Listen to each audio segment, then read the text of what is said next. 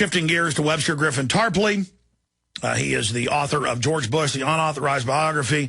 He also wrote the unauthorized biography on Barack Hussein Obama and is one of our chief experts in my seminal film, The Obama Deception, laying out everything that Obama would do, and he indeed did do it. People see Obama Deception, they're totally blown away. He also has multiple degrees from Princeton, summa cum laude, and Pi Beta Kappa, Fulbright scholar, University of Turin, Italy. He is a doctor of history, fluent in German, French, Latin, Russian, you name it. He's a decades-long expert on international terrorism. He did a major study for the Italian Parliament. I'm going to stop right there. Tarpley.net is his website. And for those that just joined us, Webster, all Hades is breaking loose. We see major global geopolitical realignments. We see massive saber rattling everywhere. We have the Chinese saying, you've already technically defaulted.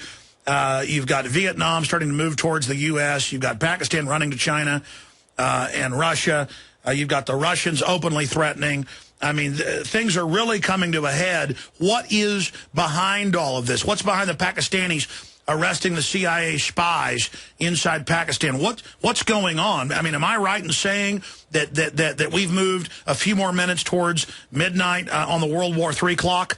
Yes, you're certainly right. And it is, of course, this decadent, degenerate U.S. Ruling class which is doing all this. This is the initiative, at least, is coming from them. It's a desperate attempt to reorganize the world by destroying most of the existing nation states and really destroying any possible focus of resistance against the International Monetary Fund, the World Bank, and the World Trade Organization. I guess you're certainly right that things have gotten much worse in the past 2 to 3 weeks. Just for those who are keeping score, we're now up to 5 wars. We have Afghanistan, Iraq. We have a latent war with Pakistan, which is probably the biggest of these at the moment, which is always on the verge of becoming an open shooting war. We've got a war with Libya, and just in the past couple of weeks, we've added the war with Yemen, which is a joint special operations command and CIA headquarters operating in the capital. Now that the U.S. has succeeded in pretty much destroying the government of Yemen, you've got you're going to have Apache helicopters flying over there, as well as the drones run by the CIA, as well as the military. So that makes 5. Now, likely number 6 is Syria. If Syria comes, it's likely to come with 2 others. If you're at war with Syria, you will probably soon be at war with Iran and with Hezbollah. So that will get us up to 8. And we've also, as you're pointing out, tensions now directly with the major nuclear power out there in the world, which is, of course, Russia. Now, just a couple of news updates. According to a number of intelligence sources, there is now a build-up around Syria. We've had the crescendo of this destabilization of Syria. I regard this as commandos of the Muslim Brotherhood, probably armed through the Kurdish part of Iraq. If you look at your map, you'll see that the Kurds in northern Iraq would be able to smuggle things into Syria, possibly also smuggled in through Jordan and other channels. So we've got the USS Bataan, the amphibious assault ship, is standing by in the Mediterranean off the coast of Syria.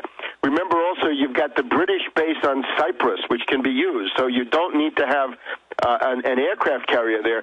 The U.S. right now has 2 aircraft carrier battle groups, but out in the Arabian Sea, pretty much off the coast of Yemen and off the coast of Saudi Arabia. So there could be a military move by the U.S. against Syria at any time, and this could come in surprising forms. We know that the capabilities are there. One of the main targets of this, of course, is that the Russians have a naval base at Tartus. The only real interesting base that the Russians have in the Mediterranean is in Syria. So if you do go ahead and attack Syria, you're going to get Russia into it much more directly. And all this nonsense about the reset and these things that Medvedev has been saying about singing tomorrows between the U.S. and Russia, this turns out to be quite false. Now, Iran is already accused by Hillary Clinton of having sent military forces into Syria. This would be the Quds force, the Jerusalem force of the Iranian Revolutionary Guards. They are presumably already acting to shore up the Assad regime in Syria. Hezbollah from Lebanon is also reported to have sent forces into Syria. Now, if you get a certain amount of Iranian and Hezbollah forces into Syria, this could then be used by the Israelis as a pretext to start something, or the U.S. could seize on it. We had a very rare speech by Hillary Clinton where she condemned two countries at the same time. She condemned Syria and Iran in the same breath. So this is about as tense as it can get. And you've also got to remember that Turkey, sitting on the northern border of Syria, this is, of course, a NATO country.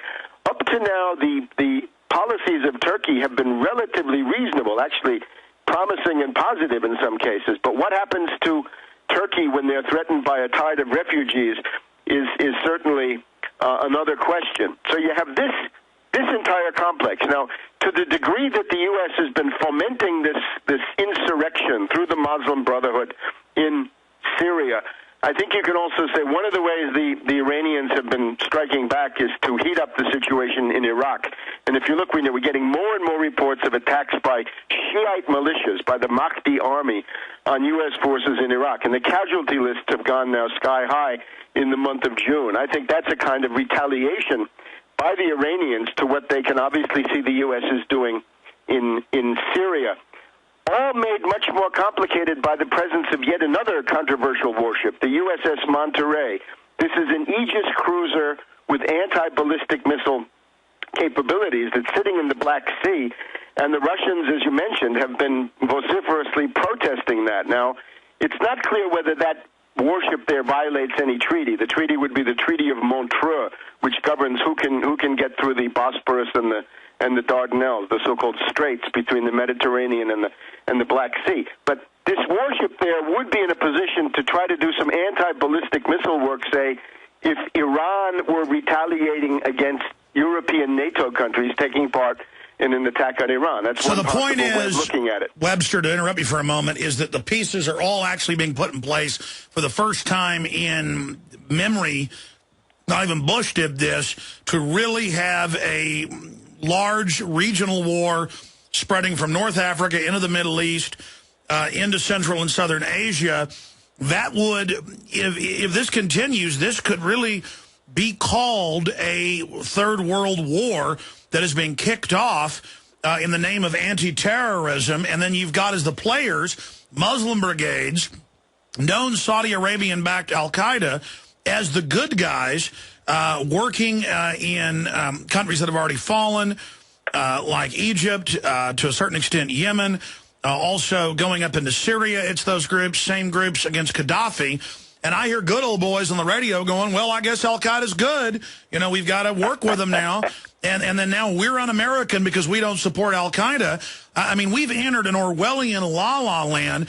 But I want to get to what the ruling class, the offshore megacorporations that we pay the majority of our bailout taxpayer money to. I want to explain, when we hear USA is doing this, you mean the criminal elite that has a free hand to run wild.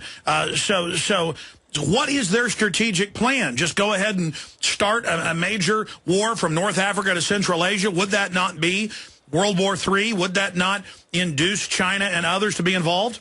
Well, remember, their calculation is any independent nation state with any degree of autonomy is going to try to get out of the U.S. empire. So therefore, their goal is to destroy all existing nation states. I think it's time to rethink the whole issue of the nation state. In this chaos, any nation state just about is better than the chaos that you're seeing, for example, in Yemen, where you see a country that's now going into chaos and civil war. But let's take two leading examples. Saudi Arabia. Here we have the Washington Post of a couple of days ago, June 12th. We have an article by Prince Turki.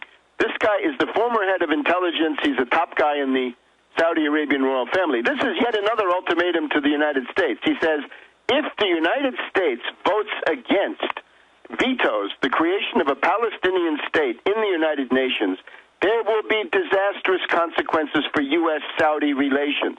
And then he goes on to say, we Arabs used to say no to peace, and we got our comeuppance in 1967. Now it is the Israelis who are saying no. I'd hate to be around when the Israelis face their comeuppance. This is widely seen as one of the heaviest threats that the Saudis have put down. I would recall to people the last time I heard language like that, and you can read about this in my book, 9/11 Synthetic Terror. There is this statement from Saudi Arabia to the United States in August 2001, on the verge of 9/11. Then Crown Prince Abdullah sent a letter to Bush saying, we have come to the parting of the ways. We don't like your policies. We're going to go our way, and you go yours. And, of course, that was stopped by 9/11, one of the main goals of 9/11. So we now enter the absolute prime zone, just like we had economic collapse, nothing compared to this, going up to 9/11. We're entering the prime zone for a pretext to launch the wars that they've all got lined up and now burning this is why we're launching the larger war. This is why the troops are going in. Then the domestic clampdown. They are now recruiting the Postal Service people to spy on you. The TSA's rolling out on the streets. You can really see how planned out this whole thing is. To some extent, although the problem with the plan is the plan doesn't include the singularities that emerge. And now let's take another one. The other main country that is trying to break out of the empire that's been thoroughly integrated into it is, of course, Pakistan. And you remember here we had the Chinese issuing that ultimatum 3 weeks ago. If the United States attacks Pakistan, that will be interpreted by China as an attack on China. All right, how could China strike back? Well, there are hydrogen bomb missiles. That's less likely. But there's certainly a lot of treasury bonds. There are probably $2 trillion worth of treasury bonds. And there's cyber warfare. And we have now Panetta saying that the new Pearl Harbor is going to be a cyber attack. Now, looking at the Pakistani side of that, the Iranians, President Ahmadinejad of Iran, who is facing destabilization, has just run off to meet with the Russians and the Chinese. Well, that's the Shanghai Cooperation Organization. That's what people should be watching in the next couple of days. In other words, if there's going to be some kind of organized resistance against this rampage of the CIA and the British across the world, it's probably going to come from Astana, Kazakhstan, which is where you've got the meeting of the Shanghai Cooperation Organization. But big deal is, the president of Iran says that he has specific credible intelligence that the United States is about to launch an attack on the Pakistani nuclear forces. Now, that by itself could be a war, a conflagration of tremendous And you've been saying that for several years, and we have a lot of evidence to that. Dr. Webster Griffin Tarpley is our guest. I'm Alex Jones. This is the GCN Radio Network, GCNlive.com. Our sites are Infowars.com and PrisonPlanet.tv. We'll be right back. Stay with us. Last night, my wife asked me to pick up dinner. She was tired. And I sat there for 30 minutes at a bar, waiting when I'd ordered the food for the food to come so I could take it home to the wife and children. And all the adult men and women talked about was LeBron James and whether or not the Miami Heat player had done a bad thing with supposedly a statement that had bad sportsmanlike conduct. And I bring that up because we're going into a depression by every yardstick. The government cooks the numbers on that. People's money doesn't go as far on fixed incomes. And there's all these new wars starting. And the UN is now the boss. The Congress isn't involved. There is some good news with Congress now moving to enforce the War Powers Act and to try to end some of this, but it's going to be too late. They're going to start World War III, and I don't say that lightly.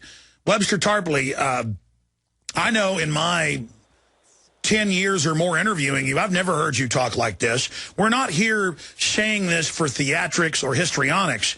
I mean, you might need to boil this down for people and finish up the point you made as we went to break. That this is the plan. The RAND corporations talked about it. This is what the neocons wanted in their PNAC document. And a lot of Americans think war is macho and cool. This isn't going to be just picking on, some people who live in the Stone Age. This is really growing and getting out of control. Why does the ruling class want this? Well, again, it's because anybody who has a national state, a sovereign nation state, or anything approaching a sovereign nation state wants to assert their ability to get out from under the International Monetary Fund, the World Bank, the the World Trade Organization, and what is called the Washington Consensus, which is, of course, free trade, free markets, union busting, no state sector, race to the bottom, no social safety net, and all that. There are people that want to do that here in the United States, but not that many. Outside in the world, most people regard that stuff as national suicide, and that's why you see Saudi Arabia, Pakistan, all of these countries, Libya, Algeria, they're all attempting to go towards Russia, towards China, bottom line, towards the same banks that have looted us and that finance and control our whole military, they are picking off the last countries that they want to loot, and people are going to fight back, and they've openly triggered the Muslim uprisings with our media calling it glorious and wonderful. And how are things going for them? Because as we went to break, you were talking about the trigger points, how this could get a lot worse a lot quicker. Well, the obvious trigger points are an attack on Pakistan, with the Chinese having made these commitments, forces the Chinese to do something about that. And again, it's either missiles or treasury bonds or cyber attacks, and that's what Panetta is talking about with the Pearl Harbor statement, right? When the head of the CIA, who is going to become the head of the Defense Department, says the next Pearl Harbor is coming as a cyber attack, and then he goes through a whole series of things which I don't believe cyber attacks can do, right? Shut down power systems and cause mayhem and basically... No, only they can do that with the cybersecurity hub computers they've already put everywhere. And undoubtedly, the Chinese have said, hey, you're the ones really doing this. Right. The military-industrial complex wants the kill switch, and they're going to do it. And that's why at the Bilderberg meeting last week, it was just chock full of the technology heads.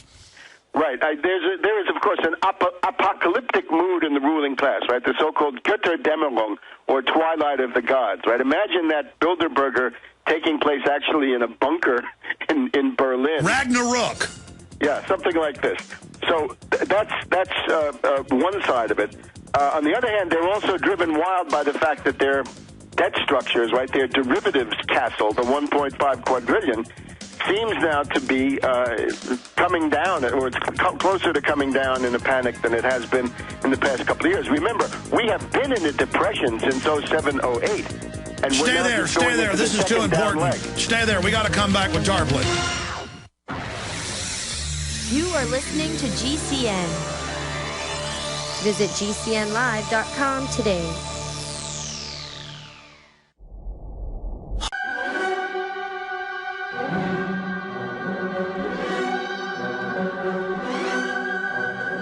Götterdämmerung, Twilight of the Gods, Ragnarok, end of the world. That is the attitude. They're giant personal bunkers, government bunkers, emergency seed vaults, huge weapon systems, domestic spy forces, all building towards the mop-up for world government to crown the J.P. Morgan Chase, Goldman Sachs of the world, the open imperial rulers of the private world government. And now it's all out in the open, and they're going into high gear with their new alert systems, demonizing anyone that doesn't want a world government, attacking national sovereignty. Remember, these are globalists. They're attacking us while they attack foreign countries. So people didn't think of it as, well, America's going to get them Pakistanis, going to get them Iranians.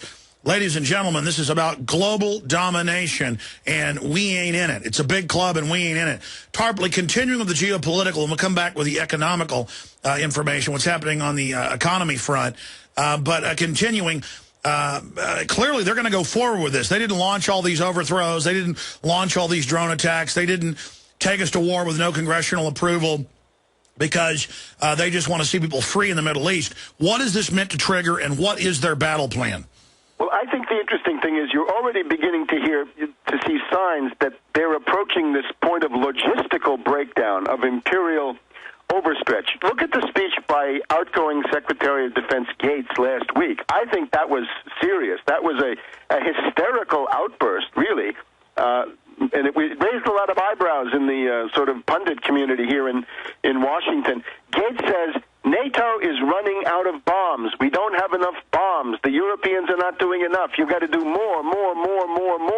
You have 2 million under arms. You're not able to get 30, 40,000 into Afghanistan. I think that has to be taken seriously. We also have a French admiral speaking in Belgrade, Serbia, in the last couple of days, also says something to the effect of we're reaching a point of logistical problem or strain. And I think that may be what's behind Boehner And even the entire House, the entire House says to Obama, you've got to come to us and get approval, or there's no money for your war there in Libya. I think this reflects an actual logistical strain.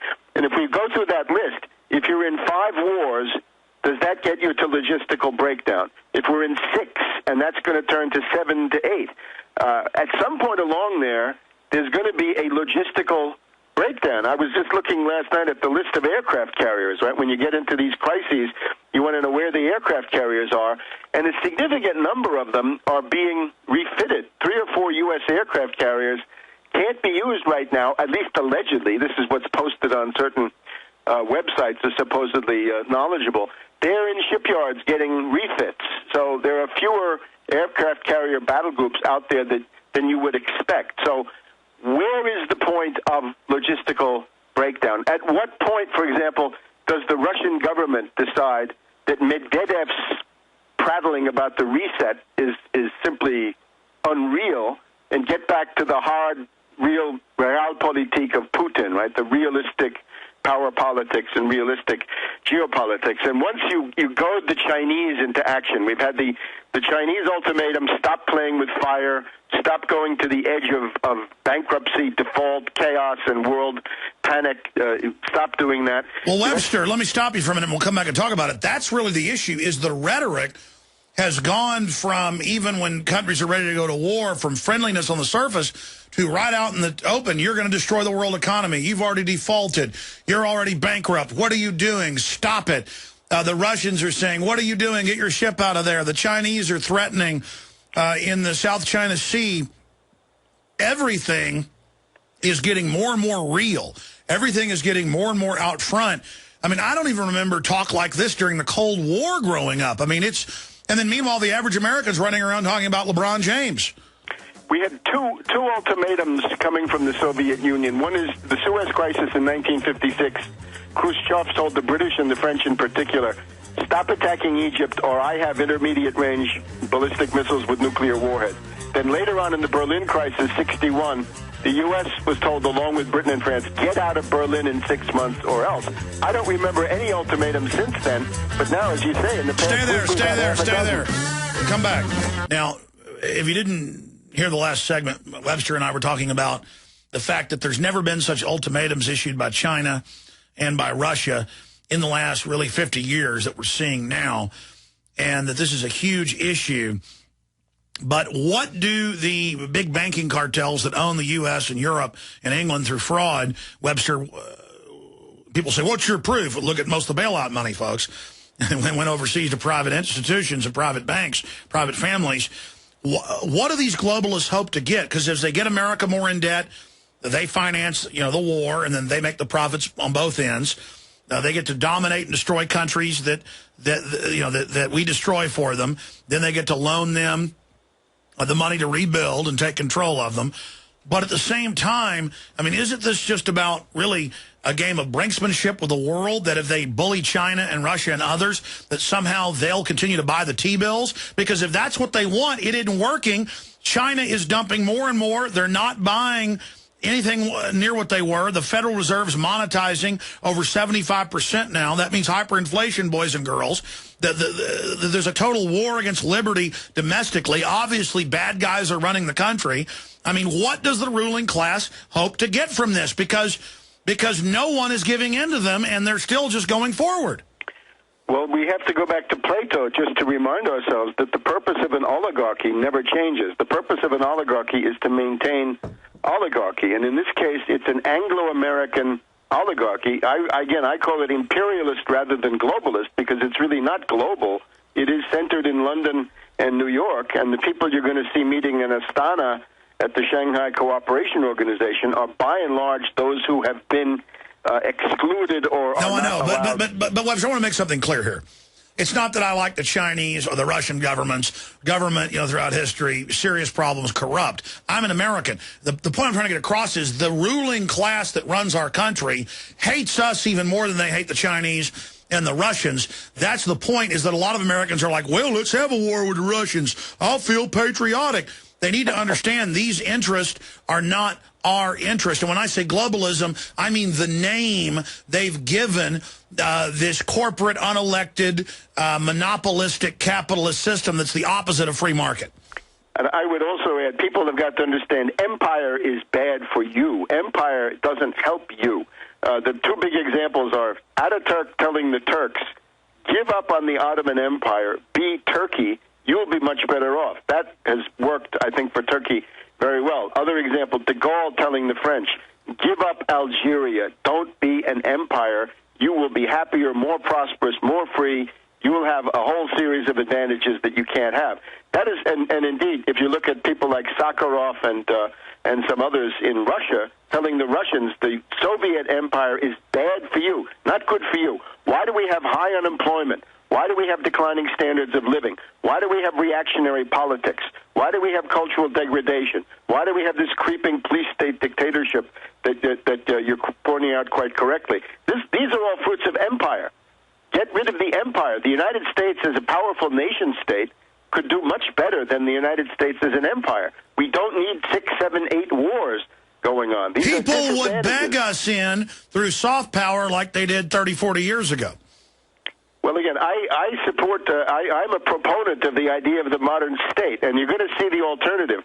Take a look at Yemen, and you're going to see that the alternative to the modern state is feudalism in some form. It's either going to be tribalism, warlords, criminal enterprises, or simply chaos, simply the destruction and we of see everything going to mercenaries. We see everything converting to corporate nation states within the countries tied to this global matrix and then waging war against the original nation states. So, but again, to quantify it, Dr. Tarpley, what does the ruling class think they're going to get out of all of this? Because they're not getting the world to not dump the dollar. They're getting the opposite. And so instead of admitting they're wrong, they accelerate the program. Is that accurate? Well, they would say, Libya was interested in dumping the dollar. Libya was inviting in the Russians and the Chinese. Libya is now knocked out. Libya is, to some degree, paralyzed. And they say, what we do in Libya, we can do further. Remember that ultimately for them, the goal is to ride this color revolution, military coup, destabilization, insurgency, all the way to Tehran, to Beijing, and to Moscow. And you can see that implicit in that is the threat of some kind of third world war. That's evidently there. But they would say, with our color revolution methods, with the methods of Gene Sharp and the Albert Einstein Institute and the National Endowment for Democracy, we can essentially smash all the opposition in the world and then actually have a global empire with no significant centers of resistance. Because right now, Moscow, Beijing, Tehran, and others, Ankara, Turkey, maybe Indonesia, right? There are others that are somehow not following orders in the way that they And by the want. way, that's what the Financial Times of London is saying, and that's for the establishment mouthpiece. Why would they come out and say words like America is crumbling? Just as the British Empire crumbled, the American empire is crumbling. Is that because they're going to try to scapegoat us when really their elite is piloting the thought process of much of this, and then they'll try to scurry into other institutions? I mean, this is a British establishment indictment of the American empire, which they helped create. Yes, because ultimately, in their view, the United States as a nation-state is the target. In other words, if you want to know who is fomenting things like secessionism, subversion, and all kinds of other things designed to break up the United States, you can look to London for that. Remember that this is what's known as an atavism, right? In other words, the British Empire in the old sense is long gone, but the mentality is still there. And when you get a breakdown crisis like the current one, the old ghosts, right? The nightmare of past generations. That's what I was going to say. We are possessed by the ghost of the British Empire. Yeah, they are. I mean, we're enslaved to it, but they're embracing it. So, yes, all of this is going on. The strangest things that you thought, had been banished from the world for a long time are now coming forward as if they were serious. But on the other hand, remember that the ruling elites of countries in the third world don't share this view. In other words, if you're in Moscow or Beijing or India too, and to a significant degree, or Brazil or Indonesia, there's a different mentality in the third world. They want economic development, they want progress, they want rising standards of living, full employment, modern science, modern technology, and so forth. Of course, all of these ruling elites have Malthusian factions. That's why they sell the whole carbon tax situation. Exactly. But they're only able to implement it in the West, more crippling, further crippling their own imperial war system. There's schizophrenia written all over this behavior. Yes, they're collectively insane is a good way to put it. But remember, it was China that stopped that worldwide carbon dictatorship in I guess it was the Copenhagen Conference in December of 2009, right? It was the Chinese with a strategy to block it, right? Playing the developing countries against the United States. So, again, there is an opposition in the world, and I think you have to look at it. That's a good thing, because if you didn't have Russia, China, India, and the rest of them, the United States would be long since a total police state with no liberties left whatsoever. It's the fact that there is a foreign opposition that allows us to continue on here, and we shouldn't kid ourselves about that. Oh, they would arrest us in a New York minute. They'd stage a few more OKCs and come after us. In this equation, Dr. Tarpley, in closing, I see false flag as the ace in the hole, the only thing that will give the globalist, the Anglo-American elite, any chance of carrying out this current program. All right, here's one concrete example. Now, I can't vouch for this because I don't know the details. I don't know the person. There's a lawyer in Germany by the name of Van Geest, G-E-E-S-T. Hold on, we're going to have to do 5 more, and then I promise, callers, bottom of the hour, I'm going right to your calls, and then a bunch of other news. It's just overwhelming. But we want to talk about false flag terror. And I happen to have gotten multiple intel data points on something very big. U.S. troops out of Fort Hood, and I even know the divisions, and we need to get calls and more intel on this tomorrow. The 1st Cavalry Division, Heavy Armor 3 Corps, are deploying to Libya. Forget everything. All right, final segment with Webster, then we're going to your phone calls. Appreciate everybody holding and everybody tuning in and joining us today. At the end of the day, I just want my family to be free. I want my private property rights. I want my liberty, my freedom, and I don't want to be part of a corrupt empire. And there's no doubt that that's what America basically is today. And there's no doubt that every form of liberty is under assault globally. And China has riots going on all over its country. Russia's got serious problems. And it's mainly because the world's going into a depression. And you see the riots and fights and crime exploding across the U.S. And much of this is owed to the banking system we have that is devaluing currencies worldwide. Now, Tarpley, we were getting into false flag terror, and then I'm going to get more into this military deployment news that I have for the month of October. We're going to try to confirm this through some other sources. But, I mean, do you concur overall that we see a lot of pre-hyping for domestic terror, foreign terror, cybersecurity attacks? I'm seeing the same preparatory propaganda I saw pre-9/11 that induced myself to go on air and say they're going to blow up the World Trade Center and blame it on their asset, bin Laden. Yes, well, that was a great achievement for you at the time, and the Saudis with Prince Turkey making that ultimatum to the United States in the pages of the Washington Post takes us back again to the similar kind of ultimatum that Saudi Arabia was sending in August of 2001, right? We have reached the parting of the ways, and that's one of the key pillars of the empire. So yes, false flag. Now here's the one hypothesis that I'm aware of that might be of interest. Van Geest, G-E-E-S-T, is a German lawyer in the Ruhr area, I think in the city of Essen, and he is attempting to get a temporary restraining order or an injunction, if he can, to stop any and all terror drills organized in Berlin, Germany, around the opening of the World Women's Soccer Championship, which is going to be at the Olympic Stadium in Berlin starting on the 26th of June. And why are drills important for those that don't know? Well, I don't know the facts. I don't know Van Geest, and I don't know his facts. But we know they always use drills. We know that the method, this is exactly the right method. So whatever else he's doing, he's at least showing people what you have to be aware of, that when the drill goes live, when the drill is flipped live, is the moment when something happened. So he's basically trying to get out in front, which I think if everything else adds up, that's the good thing to do. Get out in front of the drills and try to stop them with legal action if you can, or at least. But in 1 minute, explain it. Drills are used to condition the public to create a subconscious illusion because the subconscious sees the drills as real terror attacks. It's to hype something that's nearly non-existent as a pretext to take liberties, but that's only one use. In every major stage terror attack, on record, drills are run in case other elements of the government catch the government people carrying out the attack. They're told it's a drill. It's also used to bootleg the attack with the funding, and it's used so Echelon and other spying systems picking up chatter of the drill just believe it's a drill and not the real attack. So it's a cloaking device, correct? Yes, there's an invisible government. In other words, the thing that does these events like 9/11 is not the United States government as a whole. It can't be. It's got to be a privately controlled network. I would say a Wall Street network. Think of it as the Allen Dulles CIA network or something like that in our present time. It's an inner Merc group, just like we knew 6 years ago, but now it's admitted there's a camp within Camp X-Ray where they kill the people called Camp No, because you know, have asked if you're ever leaving, you're told, no, you're dead. I mean, they always have systems within systems. It's completely illegal, and we should never give up the terrain of legality because they're illegal, and people who are objecting to this are not illegal.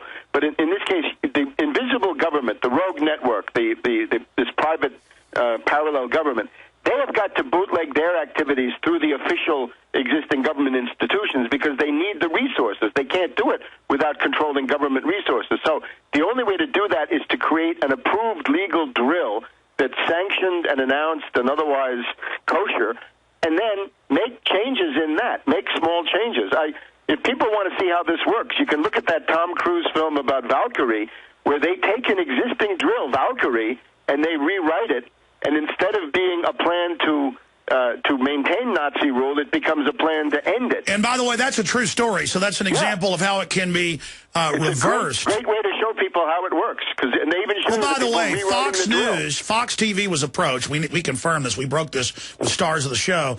The X-Files Lone Gunman spinoff, a year before and then 6 months before, aired a special where a group within government uses a drill of flying a hijacked jet in the World Trade Center to make government stand down to do it.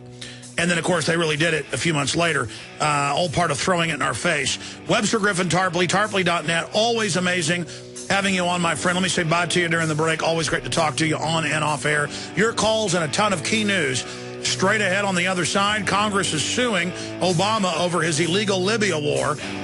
That could be a really positive sign. We'll be right back. Stay with us.